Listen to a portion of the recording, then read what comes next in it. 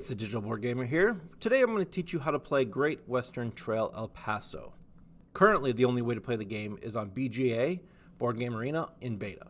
At the start of the game, you will choose one face-up objective. Then, depending on what player number you are, you'll get a certain amount of money and exchange tokens. Then you will place your worker on one of the buildings. The game will start with several neutral buildings down first. You'll place your worker on the neutral building and do the action. Then play will continue like a normal game. Your turn consists of 3 actions: the move, action, and draw phase. The move phase allows you to move 3 spaces. You're going to be counting only places that currently have buildings. So here you do not count here. 1, 2, 3. You can see they're lit up green. If you were to upgrade, you could get 1 additional movement here by removing this token, or if discarded cowboys will also give you additional movement. Additional cowboy movement did not allow you to activate an additional building. Now in the action phase, if my blue opponent was to end on my building, since it's a building that belongs to another player, the only thing he can do is an auxiliary action. Your auxiliary actions are here. You start with 2 abilities, gain $1 and draw a card, discard a card. Both of those can be upgraded later, and then 2 additional abilities can be added. If you move on to a neutral building, you will activate the neutral building.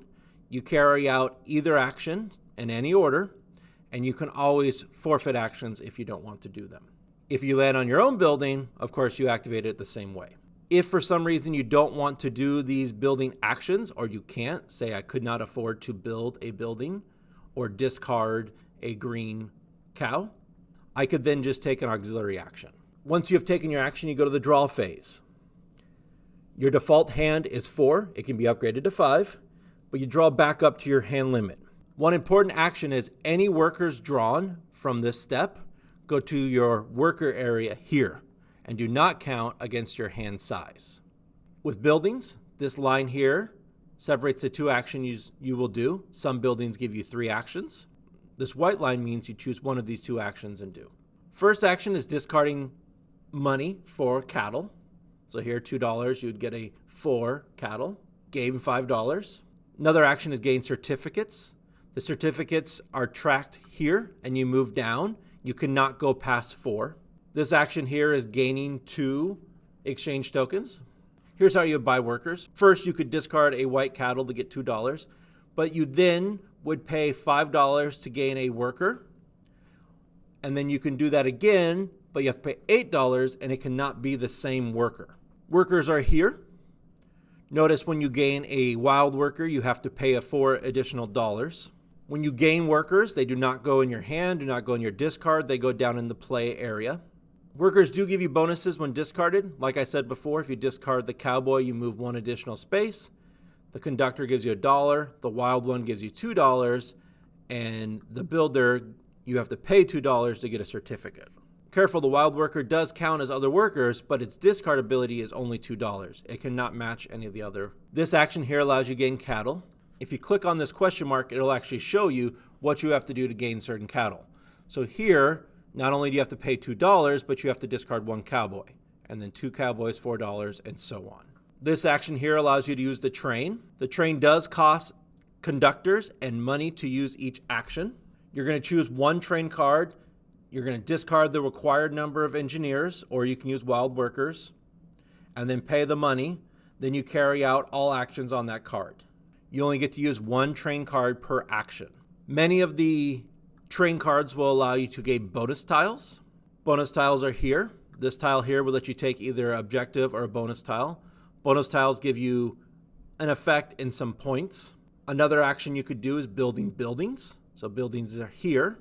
Again, click on this question mark here. It'll show you a little cheat sheet of how to buy the buildings. Each buildings do start with 2. I already have this one placed. To build a building costs you 1 builder. Again, you can use a wild for that builder, and then money, depending on which one you take. So here, 2 workers and $4 and so on.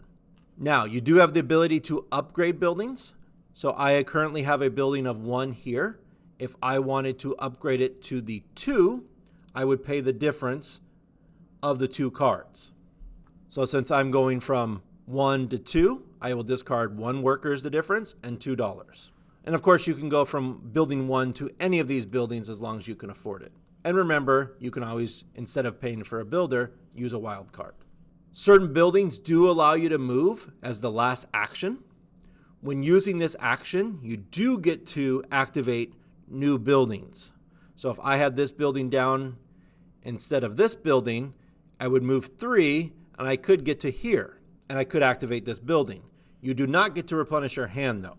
Certain actions allow you to trash cattle. This card here will allow you to trash a cattle of any color. And that sums it up for the actions. Now for El Paso. So like I said before, you have to stop at El Paso. You do the 3 actions. You gain $5, you gain this cow here, and then you count up your hand to see how much it's worth. Currently, my breeding value is 3 because you do not count duplicates of the same color.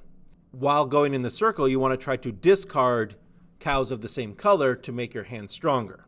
You do get to add your certificate value. So here my current one is 1. I can use it. It's not mandatory. Plus, if I had any of these tokens here, these are permanent certificates. So that would get added no matter what. I then take the value and I can put a station token on a spot equal to or lower than my current value. So if I have 5, I can put on 5 or 0. Multiple players can go to the same station. Each player can only go to the station once with the exception of 0, 12, and 16. They can have multiple station tokens. If you run out of station tokens, you just do not place them. Notice when placing a station token, we have white spots and black spots. So here, I could take off these for the white ones, or on the black spots, I could take off these, or if I wanted to, I could take off the white ones. These obviously increase your power and make you stronger. Be careful, to take off certain tokens, it does cost money, -4, whereas these 2 spots, I actually gain money. Then, after placing the station, I would gain the bonus below. After El Paso, of course, you take the orange cow here. The end of the game is triggered when the last orange cattle is taken.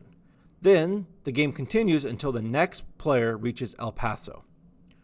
When that player reaches El Paso, instead of gaining an orange cow because they're all gone, he places his worker here, and then he scores 2 points at the end of the game.